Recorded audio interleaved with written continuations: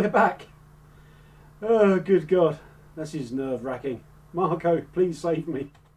Good evening, everyone. Welcome to VTTV TV 2016. Oh yes, we are back in a vengeance, with a vengeance. The studio's gone. Yeah, I'm no longer green screening it, so that should be a lot better. It means I can also wear green shirts, which may or may not be coming up on future shows.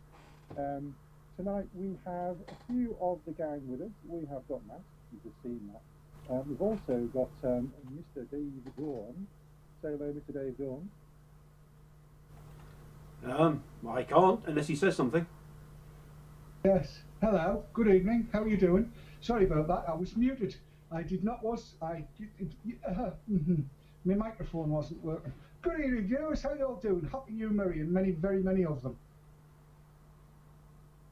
Yeah. We should also have somewhere in the ether, if he unmutes himself now, Dave Kidson. Evening, everyone. Happy New Year. Hello, Dave. How are we doing? You've had a bit of a beard trim, I see. I did actually, yes.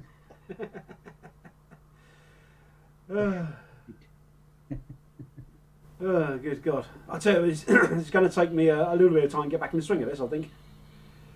I'll be fine. Yeah, I'll be fine. Oh, dear. Right. Yes, so, big deep drags on a really nice piece of juice and you'll be fine. That's not a bad idea, is it? So, the plan for tonight, we've got all sorts of stuff coming up for you. We've got some VT from Demetrius, who's also in chat. Hello, Demetrius. And we've got some VT looking back a little bit over some of the events from last year, not only the news, but some of the other events that we went to.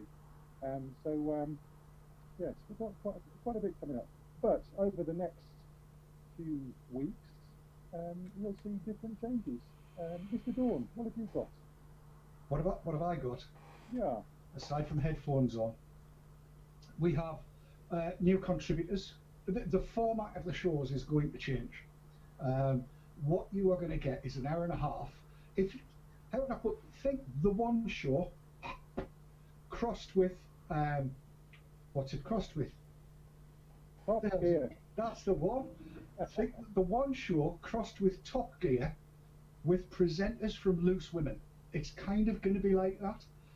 So lots of video getting played in, not so much, messing about and stuff like that, although there'll still be a lot of live stuff. Lots of controversy, lots of interviews, lots of how-tos. The idea being, really, is to take this to the next level, the level at which nobody can complain, if you get me drift. The whole idea is to do what we did, but in a way where we can't get our bottoms smacked, no matter how much we might enjoy it. That's basically it. So you're going to see packed shows. You'll see a trailer for Thursday's show a little bit later on. Your eyes will pop out at how much is going to be on. It'll pop out at how much is going to be on tonight. Great. Yeah, and the thing being, we can't do the guinea pigs. Apparently I was a bit quiet. Yeah, I've turned you up my volume a little bit, so yeah. Hopefully you better hear me better now. I have turned the Hangouts volume up a bit, so hopefully, fingers crossed. Do bear with us, guys, because we haven't been on air for a while, so we've kind of forgotten everything we know about broadcasting. Ish. At least I have. I think the cat scratched off all my level markings.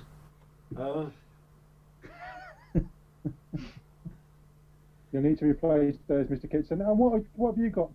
What have you got planned for the new venture, Mr. Kitson? The new venture. What have I got planned? Actually, very little at this stage, personally. But some things. So I'm really quite looking forward to this new format, where we can be perhaps a little more random with our contributions, and you guys do all the hosting and the work. I like this arrangement. Didn't you think of this arrangement, Dave? I mean, wasn't it your idea? I may have had some input at the beginning. You may have done, yes. So you canny man, you. No, in all seriousness, I really think it's going to improve the quality of what we're able to put out every week, because it gives us so much more flexibility. And with the new guys on the team, I reckon this is going to be good. And it's a worldwide team as well, of course, because as you'll see on Thursday, we'll have reports coming in from New Zealand. We've got reports coming in from Australia. We've got obviously reports coming in from the States. That starts tonight. And there are people clued up and queued up and ready to go in Belgium, Germany, France, we think, all over the world. So there's going to be e-cigs worldwide, hence the titles. Yeah, the whole point is basically to put everyone together and have a one-stop news source as such. And other things, the reviews and things are still going to be here. So the stuff you kind of expect us to do. A one-stop news source. Yeah. Marketing or something. Oh, sorry. Don't watch us. Shades and drop the dead donkey then, wouldn't it? I think he was just running that up the flagpole to see who would salute. So do we go on with the show now? I suppose we do. Why not? Why not? The beauty of this new format as well is that we can drop a story if we've got one, and we can pick something up that is up to the minute and current. Not this week, but going forward, that would be the plan. We'll have a show set up for the Monday or for the Thursday. Matt and myself on Monday, and Mr. Dawn and Mr. Hibbett on Thursday, with contributions from all our other presenters. So it's still a team effort, but we thought this was the best way of doing things. And we're going to start off on this first show of 2016 with a piece of VT from Dimitris, and he's looking into the FDA regulations. Go for it, Matt. Hello, my fellow vapors. This is Dimitri, the Vaping Greek. Welcome to Vapor Trails TV. I want to thank the guys for inviting me to join the team. I'm excited to be back on the airwaves.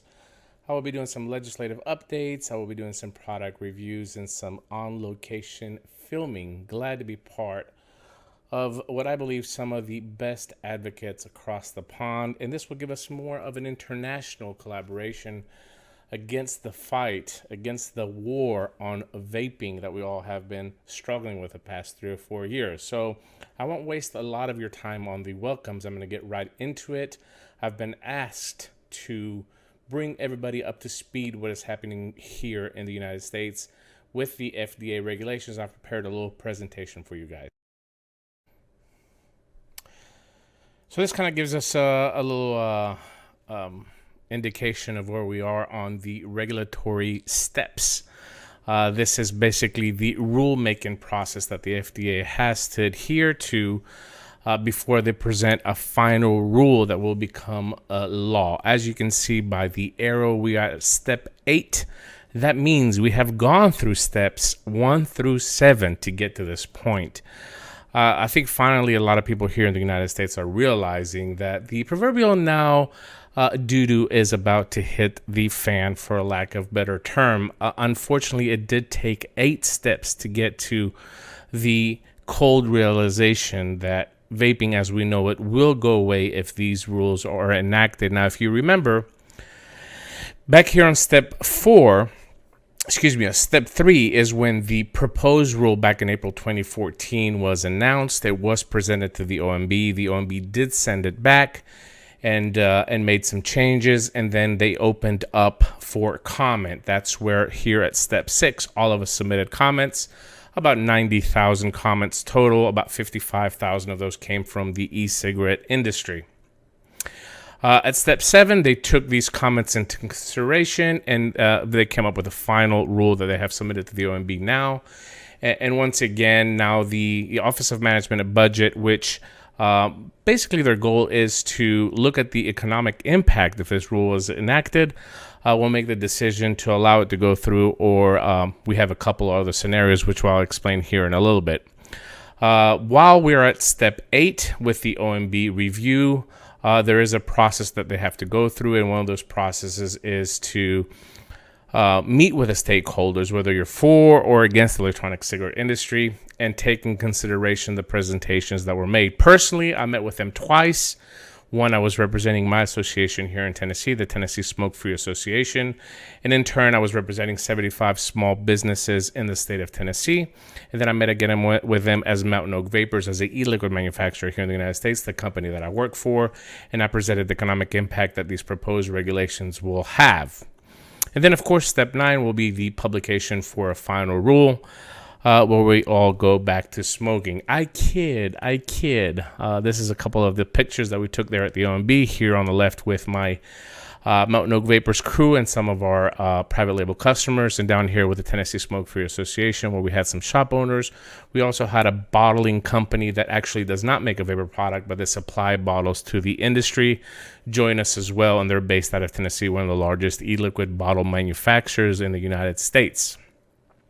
Now, will they take any of that into consideration? Well, we'd hope that they would, but in any case, the fact that we met with them is a great asset moving forward. If we do need to get into litigation, we can also go to court saying, listen, we met with the OMB and we presented the economic data and the impact, and they basically ignored us and passed the rule as it was written. Now, how do we know about this rule? Obviously, there is a leaked FDA draft that was supplied by Tveka. And this, according to all of our sources, is the one that was sent to the Office of Management and Budget. Now, obviously, the FDA will not confirm or deny that this is the final deeming regulations, or it's just a draft that might have been changed. But a lot of the speculation amongst the people in the industry agree that this is the final rule, and it includes inside the damaging PMTA, which is a pre-market tobacco product application for our products. Why is the PMTA bad, you say? Well, there's a couple of things that you have to look into these regulations, and I want to thank Dr. Michael Siegel from the University of Boston. I've got a lot of this information from him, but it kind of breaks it down for you into why the PMTA would be bad. Obviously, all the electronic cigarette products that are sold directly to consumers, including the devices and the e-liquids, will be required to submit a pre-market tobacco application, which must be approved by the FDA in order for the product to stay on the market. Now, the ironic part of this is that products that were on the market before 2007, which are outdated, they don't perform well. We've seen some heavy metals, some carcinogens, some of the cartomizers back from 2007. Those will be allowed to be on the market, and they will not be required to follow PMTA. Now, I can guarantee you as a vapor, any store that you're going to walk into, you will not see any of those products, the products that were on the market in 2007. They took this 2007 date as the grandfather date, since no product currently on the market can be deemed substantially equivalent to the products on the markets, which is exactly right, because the innovation of the technology has moved light years ahead. So all the products will have to submit a PMTA. Products that are sold to wholesalers and retailers, not offered for sale directly to consumers, will not be required to submit a PMTA. Part 2 of these FDA regulations, the PMTA must demonstrate that the product in question is beneficial to the public's health, taking into account not only the effects on smokers who use the product, but also the impact on non-smokers, especially youth, who might initiate use of the product. This is a very tricky proposition in this rule. I mean, not only do you have to prove that your product works in helping smokers switch to a less harmful alternative, you also have to prove the effects the product is going to have on non-smokers and youth initiation. So what is the scale there? How are you going to be able to demonstrate that your product does help smokers, but it does not attract youth? In my opinion, this is virtually impossible to do unless you go into a black and white packaging, something that would not probably be attractive to adults either, bland down, maybe down to a couple of flavors only available, and so forth and so forth. Again, that takes us back 8 years to the 2007 date. While every single PMTA may be submitted for multiple products, the demonstration must be made for every product individually. Different flavorings and different nicotine strengths constitute separate products. Thus, if a vape shop sells 100 flavors of e-liquid and each one is offered at 4 levels of nicotine, that shop will have to demonstrate for each of these 400 products that's offering for sale to the public, it will benefit the public's health. Same for the devices and components. And the vaping devices are also considered tobacco products. So, you hear sometimes among the community, they're not going to regulate a drip tip, they're not going to regulate a device. The truth is that if it is intended for the use, it will be regulated and will be considered a tobacco product. Thus, If a vaping shop offers for sale 20 different types of vaping device, it will have to demonstrate for each device that offering it for sale will benefit the public's health. Now, I did a little survey here in Tennessee. We asked all of our members, 75 shops, to give us an average SKU count, and that means breaking down liquids, components, which is devices, and components, which is accessories. So we have liquids with the different flavors and the different nicotine strengths. Then we have devices, obviously the electronic cigarettes that they carry, and then components, the tanks, the accessories, the drip tips, RDAs, different stuff that's out there on the market. We came to a conclusion that the average SKUs per store is 1,990. So you can see at estimated between $10 and $30 million for one pre-market application, almost 2,000 SKUs for a shop is impossible for them to apply and sustain these regulations. So let's just go through this list for the PMTA for a little bit, just to kind of give you an idea how stringent these regulations are. So in general, for each product, again, this is for each individual SKU, whether it's a flavor or whether it's a device, you have to submit research findings on the health effects of the product, research findings on the effect of the product on tobacco use among users of the product, research findings on the effect of the product on tobacco use initiation among youth, and research findings on the impact of the product on the population as a whole. Specifically for each product, a complete laboratory analysis of the constituents of the aerosol with quantification of the concentrations of at least 29 specific chemicals. And yes, diacetyl and AP is included. I have seen the list of the requirements here. The health risks of the product compared to never using a tobacco product, the likelihood of youth initiating tobacco use with the new product, the likelihood of former smokers reinitiating tobacco use with a new product, the likelihood that consumers who initiate use of the product will later switch to a more hazardous tobacco product, the likelihood that consumers will use the product along with other tobacco products, the likelihood of smokers switching to the product instead of quitting completely or trying to quit with an FDA-approved medication, and a discussion explaining how the data above demonstrate that the introduction of the product into the market will contribute to the protection of the public's health. Yes, this is for each product, and it doesn't stop there. For the laboratory testing, at least 10 samples from 3 different batches need to be tested. The testing must be done under a variety of conditions use, such as varying in voltage and under conditions of intense and non-intense use. If a vaping device is the product in question, it must be tested with a range of e-liquids. If an e-liquid is the product in question, it must be tested with a range of the vaping devices. For e-liquids and vaping devices, the shelf life must be determined under varying conditions of temperature and moisture. Changes in the aerosol flow rate and the constituents of the aerosol need to be tested over the lifespan of the e-liquid or vaping device. Yes, there's more. All existing studies on the safety and use of the product must be submitted, including the results of all clinical and non-clinical investigations. For any clinical studies of the product, the study sponsor must obtain an IND, which is an investigational new drug, prior to initiating the research. In general, non-clinical studies are not enough to support the conclusion that a product is appropriate for the protection of the public's health. Clinical studies of each product are generally necessary. For each product, genotoxicity and cytotoxicity studies are recommended. A thorough literature review should be conducted. The toxicological profile of each aerosol constituent should be provided. If no information is already available, toxicology studies need to be conducted. For each constituent of the aerosol, the particle size in the aerosol should be determined, as well as the deposition of through inhalation. Oh, it's not over yet. This is, again, a partial list, some of the more damaging requirements for a PMTA. For each constituent, the implications of the particle size and deposition during inhalation should be analyzed in terms of potential toxicity. Animal testing may be necessary to determine potential toxicity for each aerosol constituent. The health effects of that chemical should be studied. Both changes in physiological measurements and laboratory values, such inflammatory markers, should be investigated. If there are no existing data on the toxicity of a particular chemical component of the aerosol, then computation modeling studies should be conducted using surrogate chemical structures.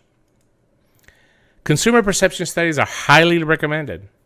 Studies of the potential use of the product by non-smokers, including youth and existing smokers, is highly recommended. Such studies must be related to the product itself or a similar product.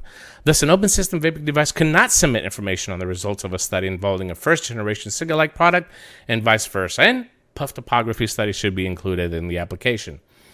Again, this is one of the most difficult. I mean, how are you going to do a study on a product yourself, and don't make me bring up all these bad labels that are on the market right now. So a lot of this copyright infringement, a lot of these kid-friendly labels, those are self-explanatory. You have no chance. And that's something that I've been saying for the past 2 years.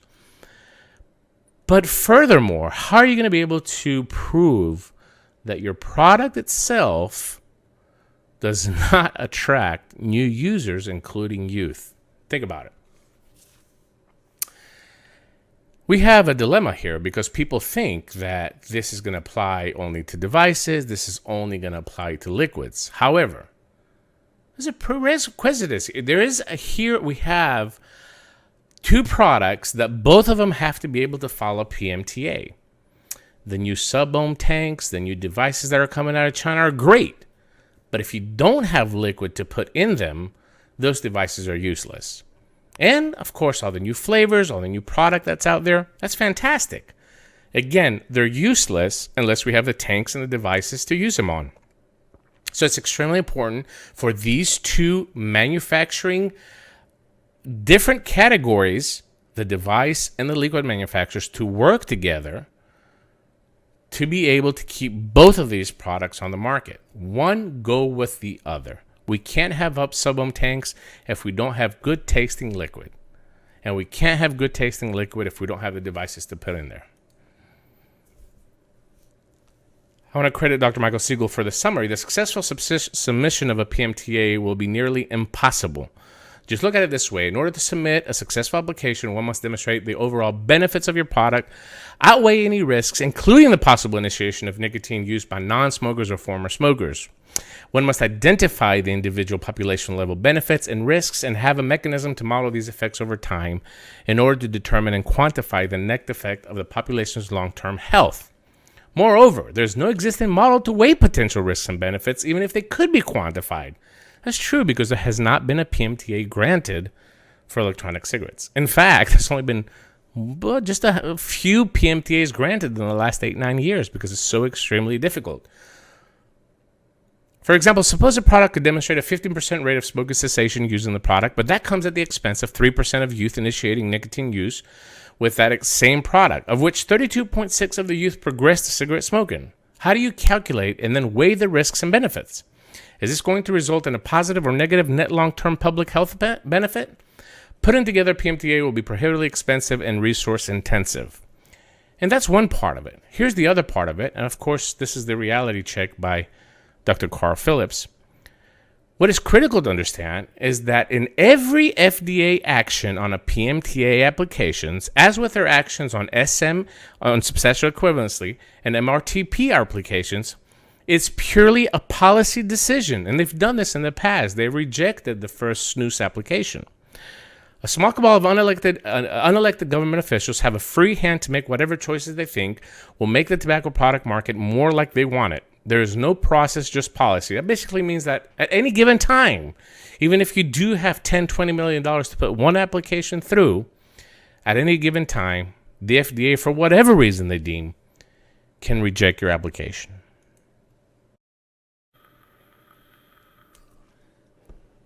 I need a vape. Talk too much. But as you can see, even with this partial list of requirement for a PMTA, it is nearly impossible. Maybe a couple of the big tobacco companies might be able to get a couple of PMTAs in for some obsolete, not working good vapor product and have it on the market. As it stands right now, the FDA regulations are a prohibition on vaping as we know it. The OMB now has a couple of choices. While they have this rule in their hand, if it is as we've seen from the leaked document, they can send it back to the FDA and require some changes. They can send it back to the FDA and reject it completely, which is very highly unlikely, simply because they're under a lot of political pressure to come up with a rule on electronic cigarettes. It has been really cutting into the pockets of big pharma and obviously big tobacco and some of the special interest groups that are out there to protect the public health, ironically enough. Or they can just put out the rule as it stands and make it into a law. And that puts us in a very difficult position. Obviously, we'll need to look to litigation, which is something I don't like. I don't like to leave my chances of this product being around for smokers in the hands of a judge in a courtroom of law. The FDA has unlimited resources. In fact, somebody quoted 85 attorneys on staff, which we pay for, ironically, and we'd have to sue them and pay our own attorneys to pay against the attorneys that we pay through our taxes. Let that one sink in for a little bit. But we'd have to start some litigation to show that there is a multi-billion-dollar industry that will be shut down overnight. Thousands and thousands of moms and pop shops operations, which to me, as a believer of the free market, find it utterly disgusting. And as somebody that came to this country for the American dream, and now we're seeing it be reborn through this industry. And you're seeing people that would normally not have business employ 20, 30, 50, 100 people that will all be shut down overnight. So that is the reality with the FDA regulations. We should know something within this month. We should have some movement from the OMB. By law, they have to review over these regulations for 90 days. They might ask for a 30-day extension, but we're definitely going to have some movement here in the next couple months. And as always, I will give you an update as I know. Next week takes me to China, once again with Phil Busardo. We are working on an international Chinese manufacturers association for them to come into the battle now and help us in the EU and the US with some of the legal and some of the advocacy issues we're having. I think they finally realize as well that the time is now. If they want to continue to be putting these products out in the market, they have to put their hands in their pockets and they have to assist us in the fight. So I'll be filming there for Vapor Trails TV, obviously from China with Phil Busardo. Until next time, thank you for watching. This was a legislative update with me, Dimitri the Vaping Greek. Now, so there we go. I think that's a very informative first piece of VT for us from Dimitri there. Guys, any thoughts? Well, I'm pleased I'm in the UK and not in the US. The thing here, look, I mean, we've been banging on about this for Dimitris and a whole host of other people over in the States have been banging on about this for years and years and years. I've done radio shows over there. I've done, you know, the equivalent of VTTV over there, and spoken and saying people needed to get out, make their voices heard, protest, talk to their legislators, get in front of people and make their voices heard. And it didn't happen. For far too long, not just over there but over here as well, people have been quite complacent, thinking, well, yeah, it's not going to happen, there's too many of us.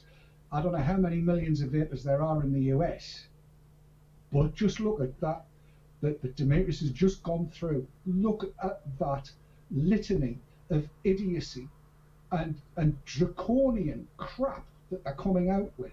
It is effectively, as he says, prohibition.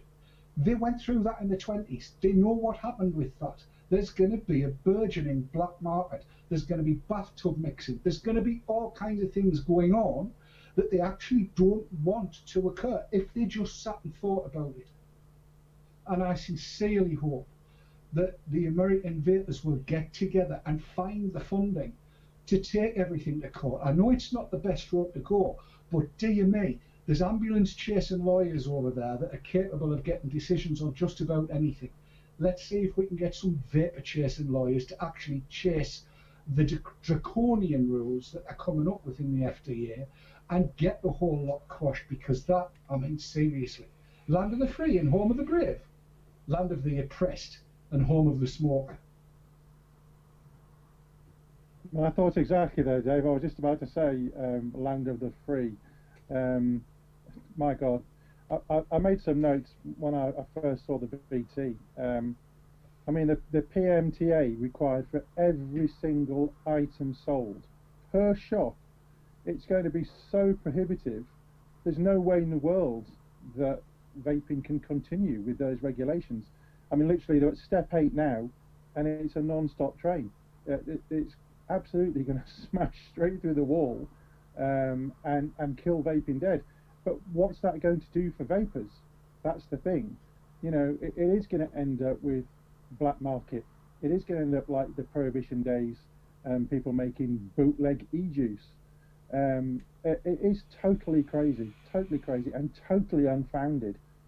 Anybody else got something to say about that?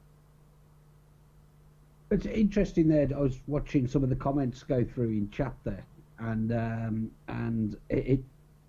there was a general sort of thread through there that, you know, suggesting that there's too much complacency, you know, and I saw a few comments about people don't know what's coming in the US, and I just thought, well, that rings a bell, doesn't it? Yes. How do you get people motivated? I mean, I'm not sure. What's the current count estimated number of vapors in the US? I think it's well over 9 million and probably heading towards the 15. That's like not even a small country. That's a medium-sized country in terms of numbers. You know, that's like 3 Republic of Irelands in terms of the numbers of people. You know, I mean, surely you would think that somehow they can whip up enough people to start pushing back against this. But isn't it a familiar sentiment?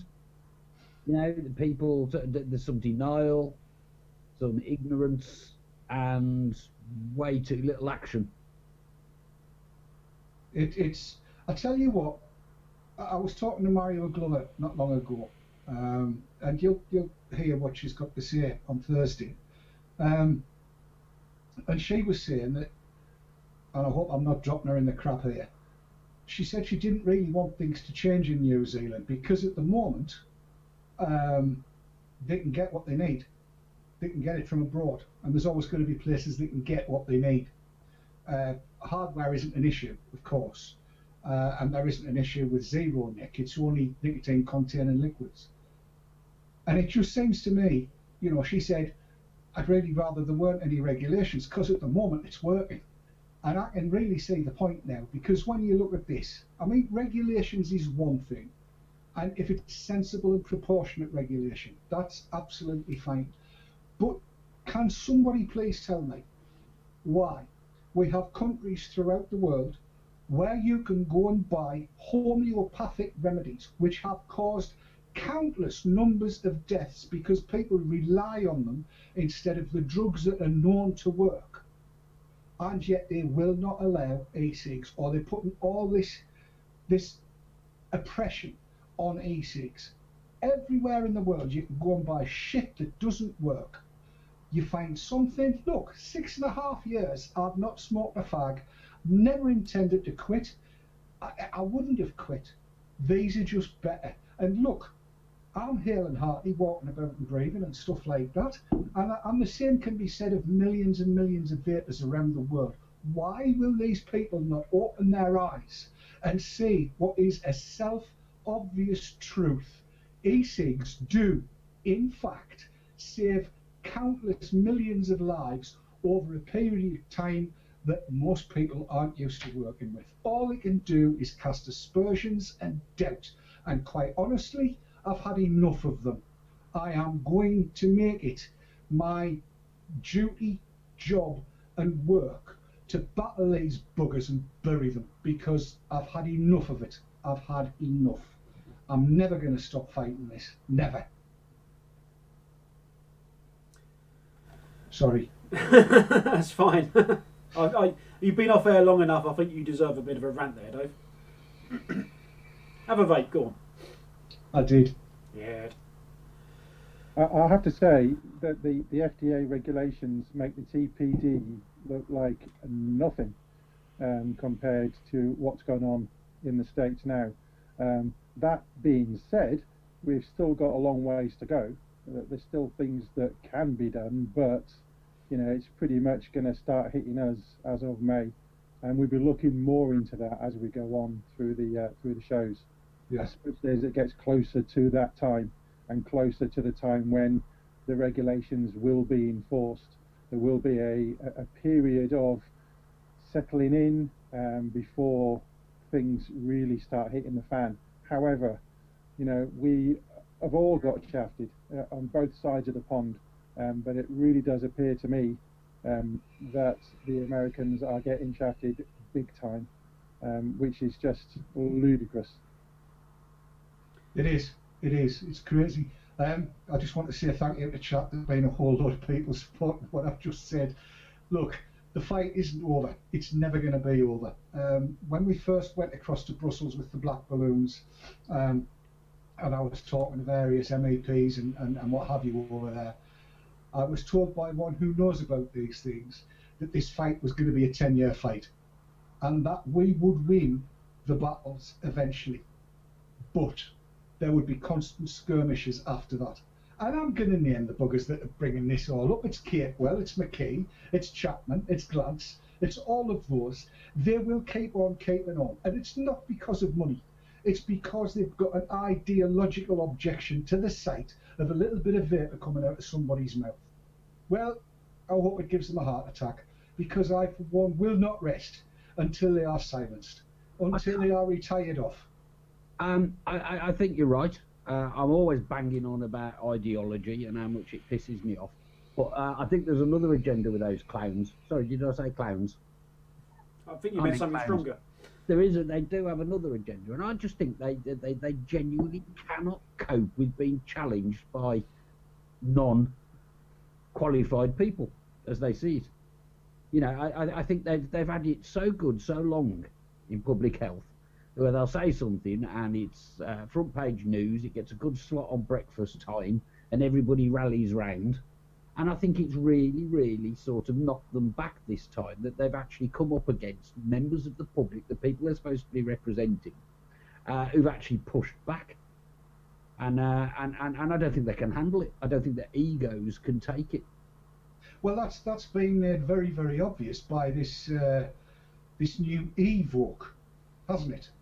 Because for a donkey's age, while Brussels was going on, they were saying, well, no, we want these medicinally regulated, because if they're medicines, they'll be fine. They'll be of good quality. They'll have good efficacy, and they will be safe. So now there is one.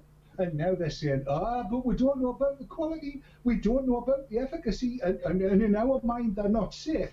Excuse me, people, but that evoke went through medicinal licensing. It's got everything you said you wanted, and you bastards, you are still saying it's not good enough for you. I have 2 fingers for you. Swivel on them.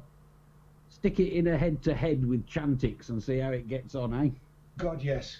Absolutely right. I'm sorry to get quite so het up about it, but it really, really annoys me.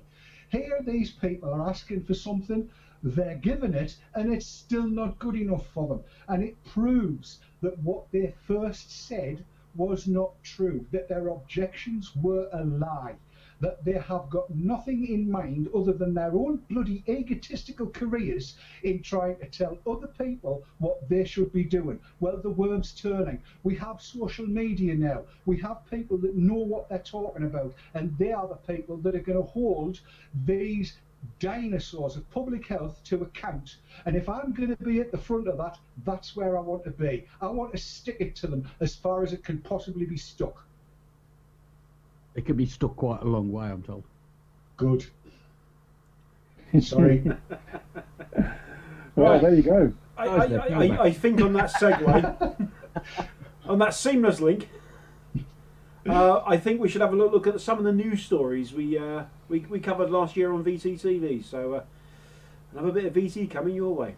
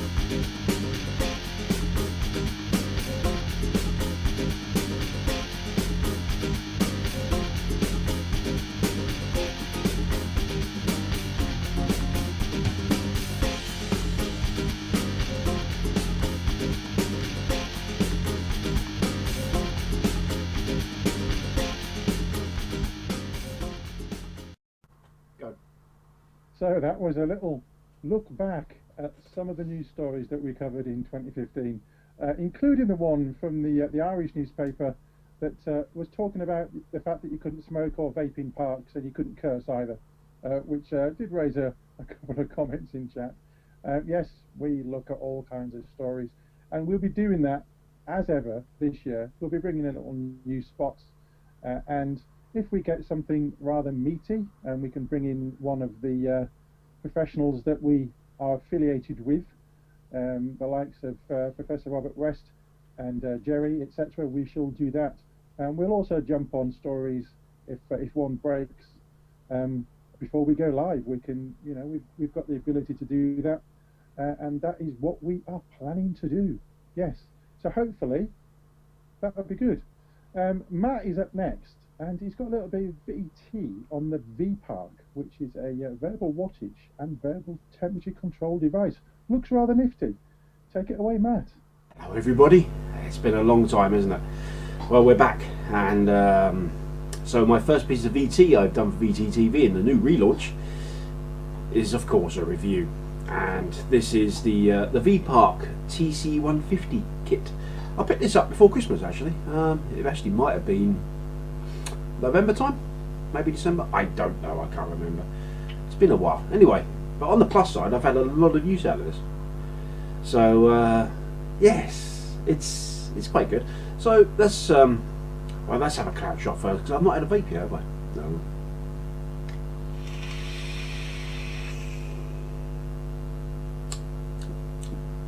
When I'm back, there we go. It kind of produces quite nicely. Now, in the interest of disclosure, I have got 90% VG in this juice.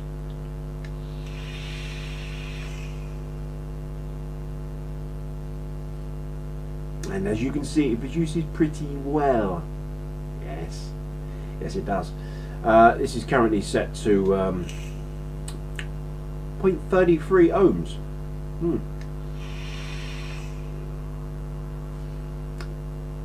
Yes, I quite like that. So,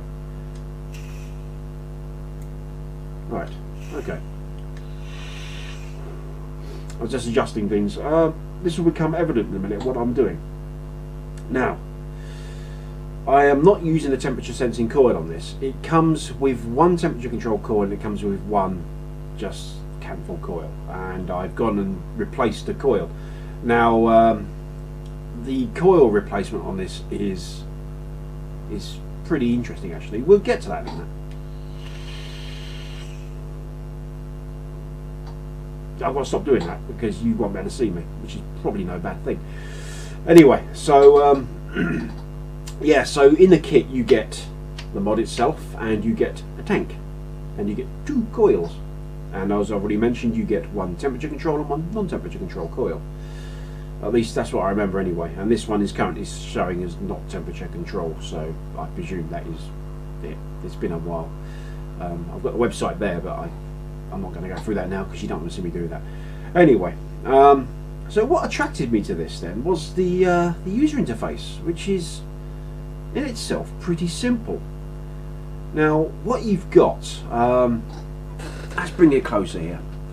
You've got a dial there, like a turny knobby thing, and you've got what appears to be some sort of volume control. So what you do is, this dial has 4 positions. So let's put it in the off position.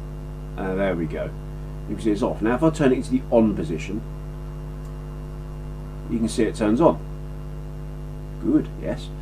Now what you can do here, you've got another further 2 positions. You've got an F and you've got a W. So if I put it into F, and then I use this wheel up here, you can see it adjusting the temperature. So that's 430, and that goes right down, and then it cycles around to centigrade as well, by the way, just in case you're interested in that. But yeah, so let's put this back to 410, which is what I had it, and I've gone all weird now. So I go around that way, there we go, 410. And similarly you can do the same with wattage, like so. So if I adjust this dial here, you see the wattage goes up and down. Now you'll notice here that the wattage is boxed. I was about to say circled, but that's not right. Now if I turn this round to temperature, you will see that temp is boxed. If I just put it simply to the on position, nothing is boxed off, and this volume control does absolutely nothing. So that's kind of how you lock your lock your settings in, which is good. So I've currently got this set to 66.1 watts. Well, this is a bit poor, isn't it? So let's put that round to let's see, let's put it up, well, it goes to 150, shall we? Might as well. And the battery percentage on this, by the way, is 31%. I'll get into the batteries in a minute. So 150 watts at 410 degrees Fahrenheit. Now, interestingly, I got a burn hit off that. Oh yeah, because it's not temperature controlled, is it? Oh, Matt, you're an idiot sometimes. You really are. So I think I'll put the wattage down a bit. Right.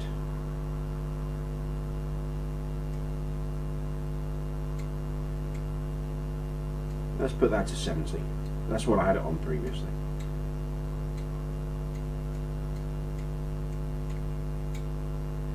There we go. I'll put it round to the on position again to lock it in place.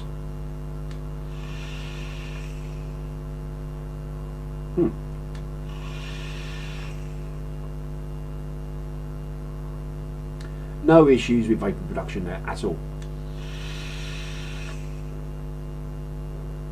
And by and large, I find the coil in this tank keeps up. It's got some very large wicking holes.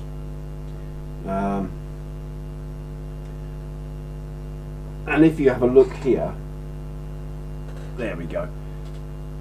As you might not be able to make that out actually because of the lighting, but it's, you know, it's got some decent sized wicking holes. It has how many does it have? It has 4. Yeah, it has 4 wicking holes on there, and it's a vertical coil in the middle, which is all well and good. So it provides maximum airflow. And speaking of airflow, you've got 4. You know the usual arrangement. It's nothing special and different here. You've got the 4 airflows, which I've got wide open. You've also got on the, you get 2 drip tips in this.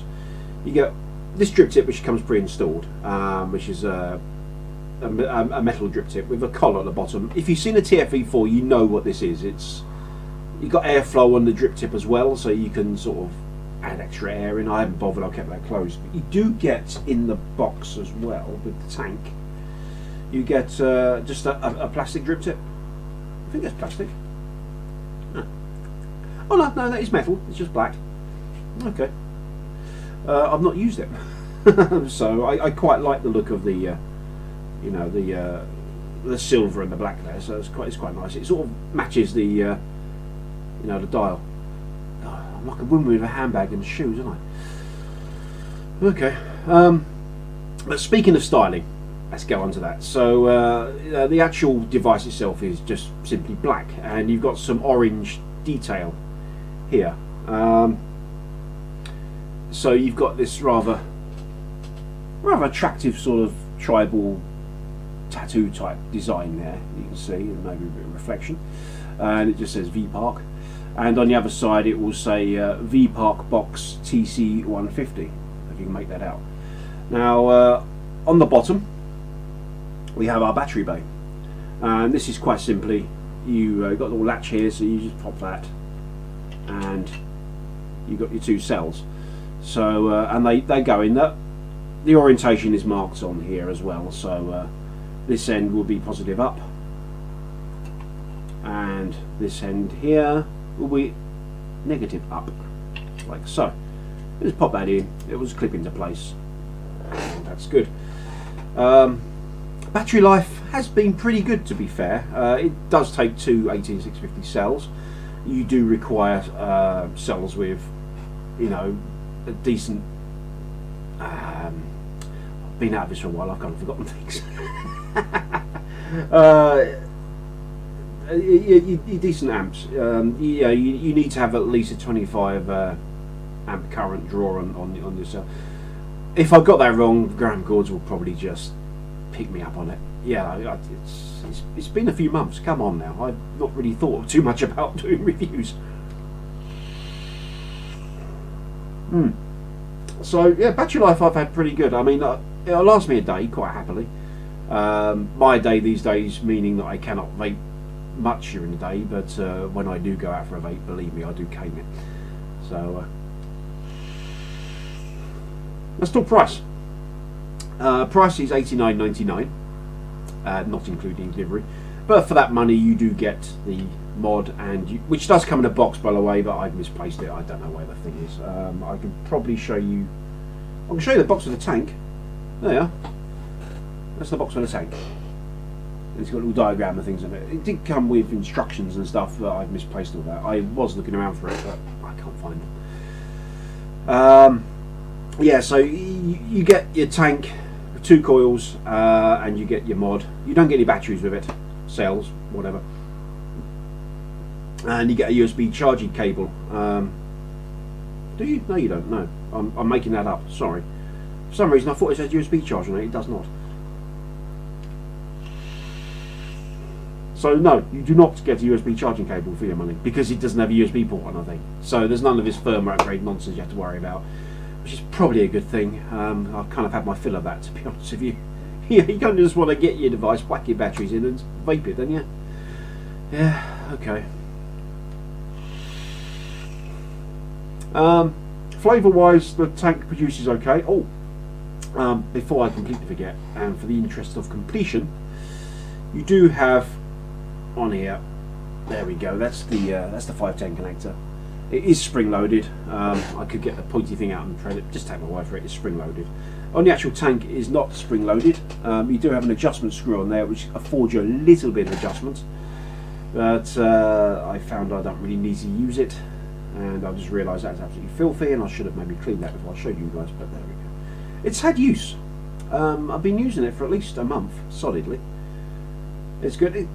Ergonomically, it's pretty comfortable to hold. It's a box, you know, it's got curved edges, it's okay. It feels fairly hefty, probably due to the fact that it's got 2 batteries in the thing and it's made of metal. So yeah, you got your venting at the bottom there for your cells, you know, the usual stuff you'd expect to see. It's all here. I don't find it uncomfortable to use. I find the button placement good. The button is in the middle of the dial, actually. I probably forgot to point that out, didn't I? But yeah, that's the button there. You've probably worked that out. I mean, yeah, you're intelligent people, aren't you? I mean, you're watching VTTV for a start. Oh, hang on. Have I got a new coil? Yeah, why not? There we go. Oh, temperature mode's kicking in now. This is temperature control coil. Okay, fair enough. You live and learn. And I've got to learn how to do reviews again. Oh, good God. Right, okay. Yeah, so would I recommend it? Well, I bought it, didn't I? I did buy this with my own money. It wasn't given to me or anything like that, so it's been fine. I'll tell you, I think the temperature control on this is a little bit iffy on this particular coil. It's coming in and out. Now, I have... do I have... Let's stick a TFE4 on it, actually. Why not? Why not? Let's do that. Now, this is with a nickel coil in it. So, let's see. And it is cold. It has been sitting here for a day unused. So, that's not really a problem, is it? We know that's okay. Here we go, then. Now, the TFE4, as we know, is a bit of a monster. There we go. It juts across the edge a little bit. This is not the mini. This is the big one. But yeah, there we go. Atomizer open. Oh, okay. New coil. Yeah.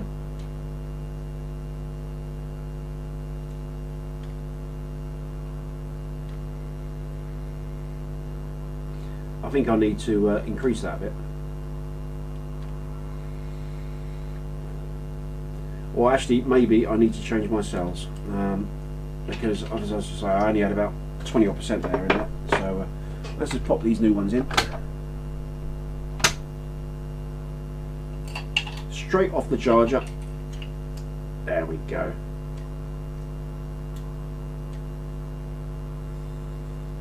Right, I'm going to have to put the wattage up because I don't think 70 watts is going to cut it. Let's put it up to 90. 92.3, that'll do. It's as close as 90 as I like.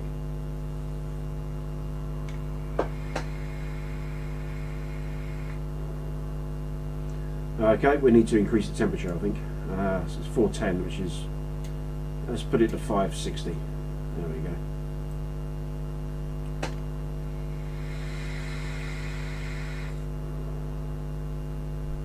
That's better, isn't it?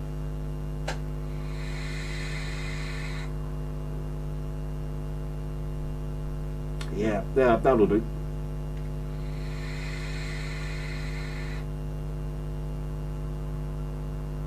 So there we saw the fact that temperature control does actually work on this thing. It's as good as the DNA 40. It's as good as the DNA 200 to be honest with you, temperature control wise. I believe it's only got a setting for, well, it has only got a setting, there's no believe about it. You can only really use nickel coils on this. Let me just have a quick look at the site. Because I don't think it will use, yeah, it'll only use nickel coils, so Ni200 coils. You can't use temperature control with titanium or stainless steel with this mod, so you're limited with that. However, most temperature control coils that you buy pre-built are nickel, the vast majority anyway. So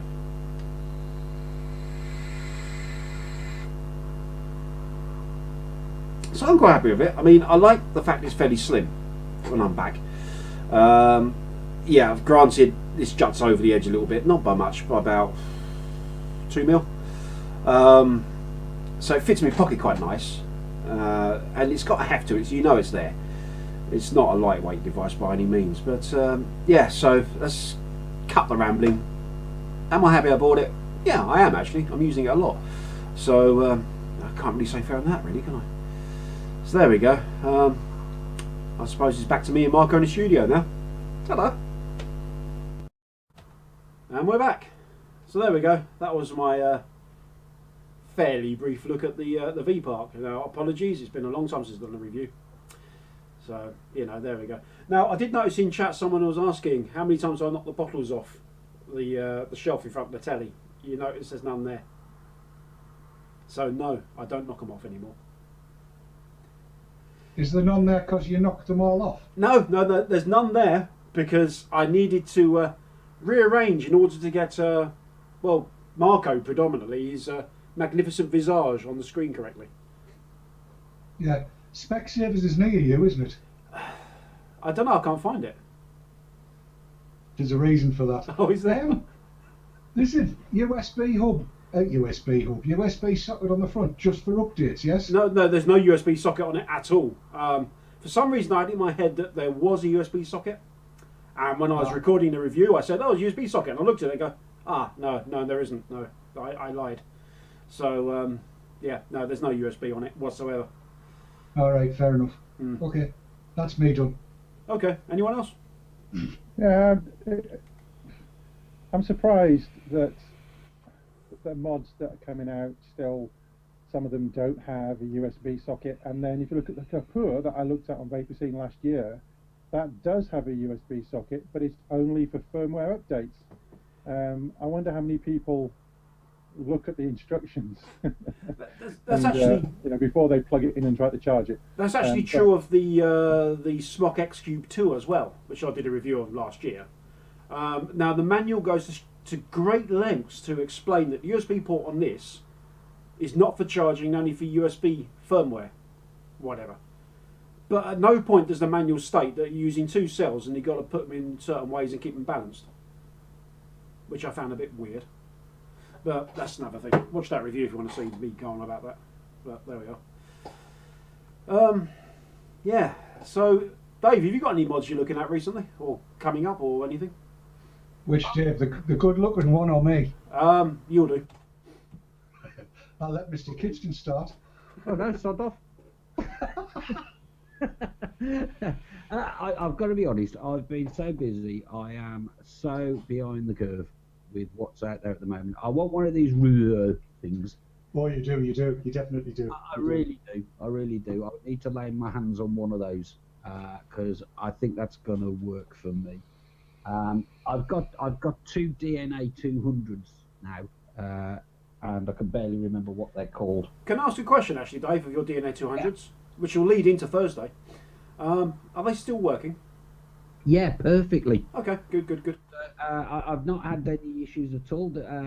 Every now and then, they one will like sort of not pick up the resistance of a coil as well as it might, but normally just detaching it and reattaching it will sort that out. So yeah, no, I've as far as I can gather, I've been quite lucky, have I?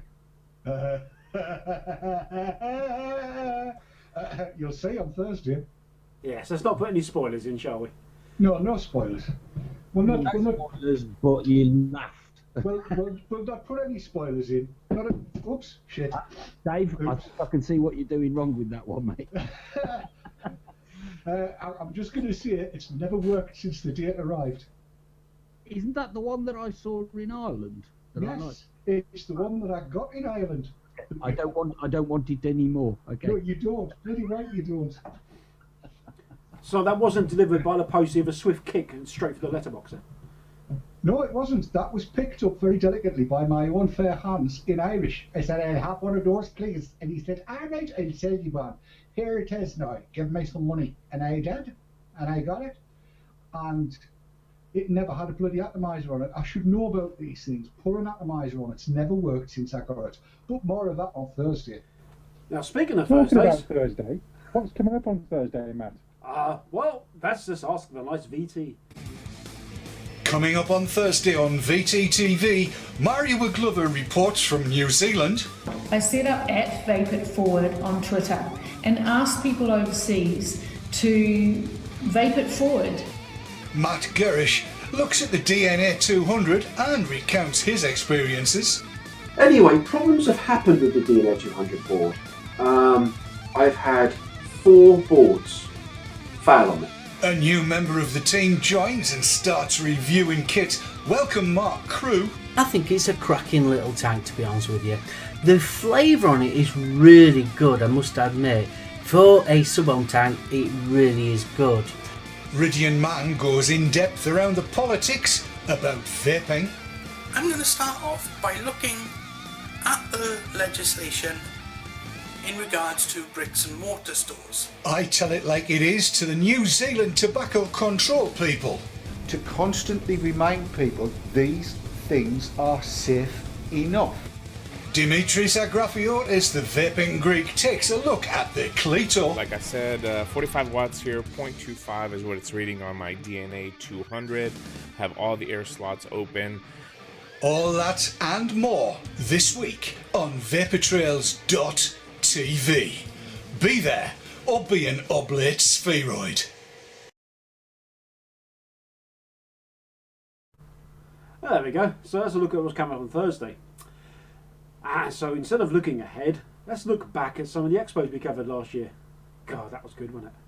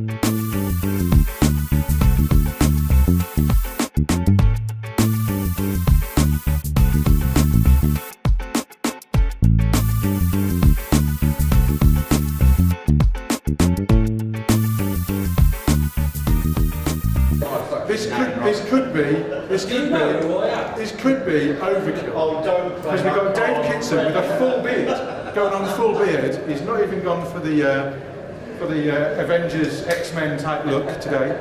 He's on with a full beard, and he's got this amazing rig powered by a tiny atom of dead star. It is amazing stuff. What can I say? Here at Vapor Trails TV, we push the boundaries in broadcasting and in videography. To obscene limits. To obscene limits. That's what Matt says. Up to the obscene. Thanks for that clap.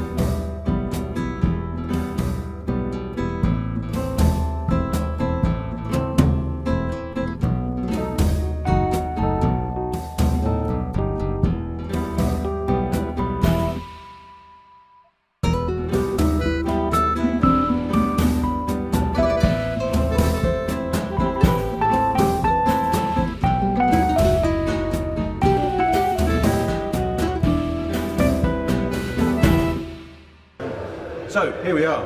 This is day 2. Top of the world. Day 2 of the e-cig Expo in Harrogate. Yesterday was, how should we say, interesting, to say the least. What do you think, Dave? It was interesting, to say the least. Thank you. What do you say, Dave? To say the least, it was interesting. So we all agree it was, to say the least, an interesting day yesterday. It was a good day, though. I enjoyed it. Yeah. What was the best thing for you? Best thing for me? I bought a dripper. Thank you, Dave. Best thing for me, I was totally stunned at the number of people that came just to see us, they said. And I believed them as well. We were quite busy all day on the stand as well, you know.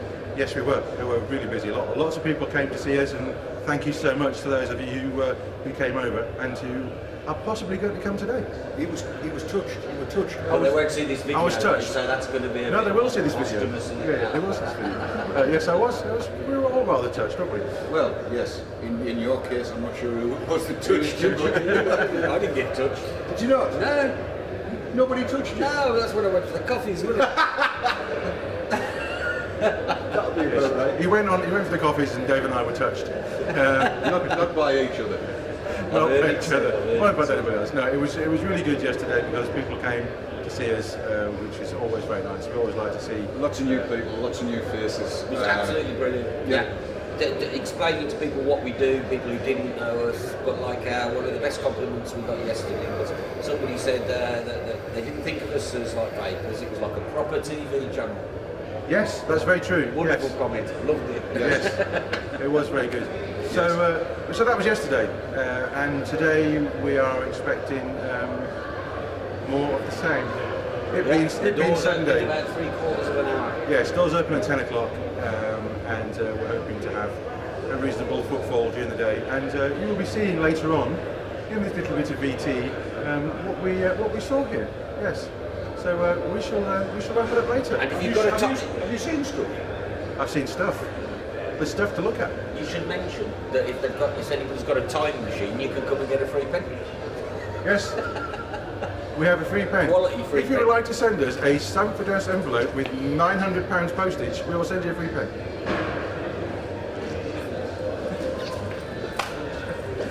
Special effects now at VTTV. Cutting edge. This is all cutting edge Whatever stuff. next, Dave. Yeah, whatever next. We'll send you a pen. Dave Dawn will personally fly you a pen by a drone. Yes. At a cost. At a cost of £900 plus VAT. Free pens, only a pound each plus postage. Anyway, more later from us.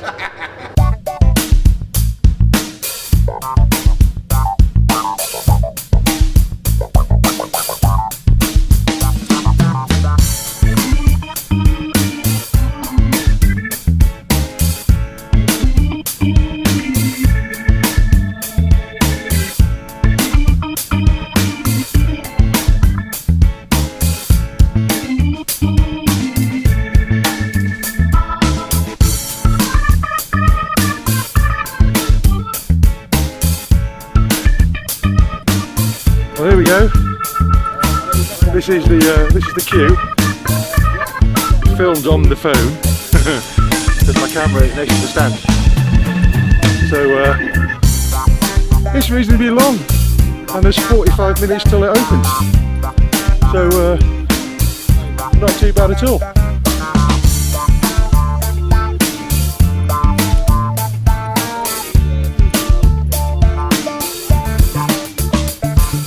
There's Chris.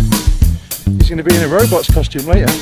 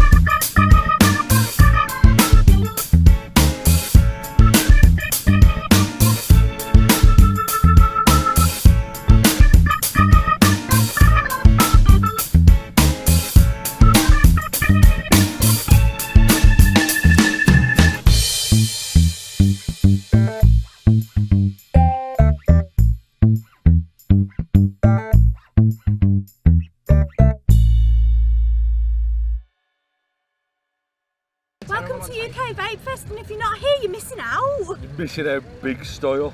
It's going to be a cracking day, and this is going to be on Vapor Trails TV.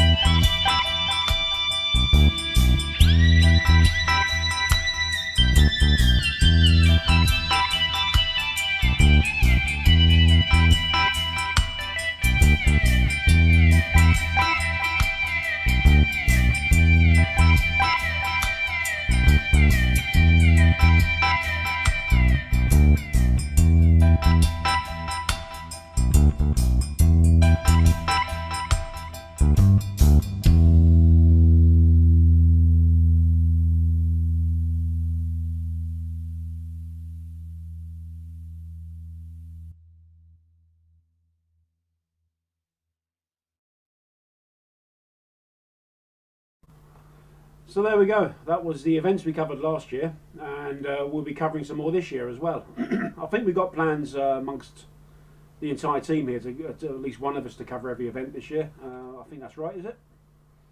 Yep, absolutely right. As many as we can get to. Whole team where we can, individuals where we can't. Mm-hmm. And even a stand at maybe 1 or 2. Yes. I so enjoyed meeting everybody last year. That was fabulous, putting the faces to the handles and the names. So yes, more of that. I think we're doing that at Birmingham, aren't we? Yeah, we'll definitely be so. having our stand again at Birmingham. Looking forward to that big time. Of course, we've got Vape Jam as well, and whatever else comes up. So watch this space, really. But we shall be there in some shape or form. Right, and I think at least one of the events, the entire team, that will be including the American contingent, will be in attendance, with any luck. Do they know the words to Sweet Caroline? This is the question. Marco does. Yeah, we all know the words of Sweet Caroline, but we won't go there right at this minute. Quite annoyingly, I'm nearly finished my orange drink. Okay. Right. Okay. So this is the parts that. Okay. Right. Excuse me. As some of you have been aware, we have lost a very dear and close member of the team very recently. So we pre-recorded this because it would be far too hard for us to actually play this out on air. So we'll see you on Thursday. It is with great sadness that we have to announce the passing of our dear friend and colleague, Chris "Cat" Heseltine, who passed away peacefully yesterday with her family around her. Cat was not only one of the founder members of Vape Trails TV, she was also an ardent member of the Cats Protection League for over 20 years and was involved as coordinator for her local branch for many of those. Cat leaves behind her daughter, our very own Kirsty Sav Manson, and also her son Stephen. Over the years, Cat's devotion to her causes was immense, not only in the e-cig cause, but also to the Cats Protection League and to her late husband Ron, who passed away last year after also fighting the good fight against cancer. Larger than life, Cat was the bedrock, the very foundation of Vape Trails TV, and she was certainly a force to be reckoned with. She ruled us all with an iron fist and a cheeky smile. And I can safely say that we all loved her like one of our own family. Sam has asked me to let you all know that she'll be posting information in relation to Cat's funeral on Facebook for those wanting to attend, and also that donations to a charity she will post rather than any floral tributes, as Cat never really liked flowers at funerals. We will leave you now with some of Cat's best bits from the hundreds of hours she appeared on screen on Vape Trails TV. Goodbye, Cat. Sleep well. We're here tonight to entertain you.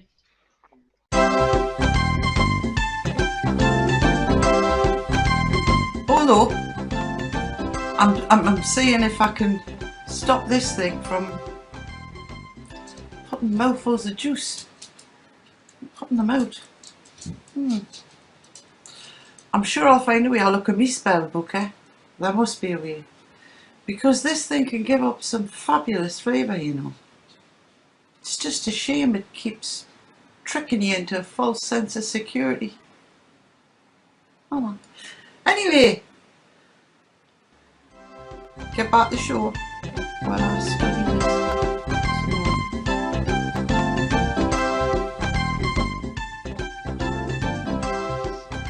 Can I just say, what kind of bloody idiots do they think dual users are? Do they think they still have their packet of tabs, 20 tabs, and vape in between them? Don't they get it through their stupid thick heads that for every vape you have, you are reducing the amount of smoke that you would be smoking? For Christ. Oh, aye. I got that. I haven't opened it yet. Pirate. What is it? iClear? It's an iClear X1. Pyrex. In a dual coil clearomizer, replaceable bottom coil. Has it got airflow control on that? Oh, I don't bloody know if it's got airflow Why, control. get it out, Mrs. Hurry up. I'll have a look at it in a minute. But what I had to laugh at is I got sent a little juice sample with me order. I thought it was machine oil. What the hell size is that? I'm guessing that's a 5ml bottle of beer mill. It looks like a little bottle, doesn't it? It's a Fog King tank. Doesn't it look like a little bottle of port? It's a Fog King tank. Can you say it quickly? No, I wouldn't dare. I wouldn't dare. Does it fit on here? No, it doesn't. Aye. Does it? Interesting. Isn't it though? Just. It's got a little skirt. It's a bit top-heavy. And it interferes Well, with it button. does have its own batteries, like. It goes No, enough but I on the haven't Pro got Vari. another battery. You want on the Pro Vari? No thanks. I don't want a vibrator in my hand. That's not what you said last night. Knew that was coming. I knew the moment I said it, that was a mistake.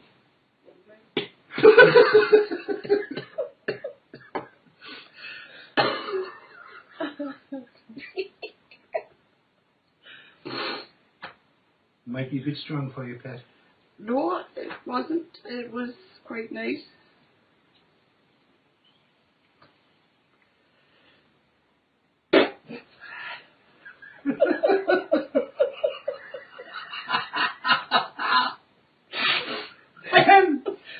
I'm so sorry.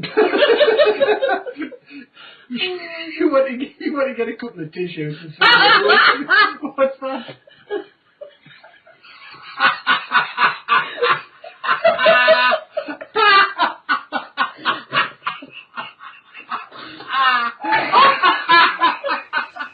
I think we'll just say no then.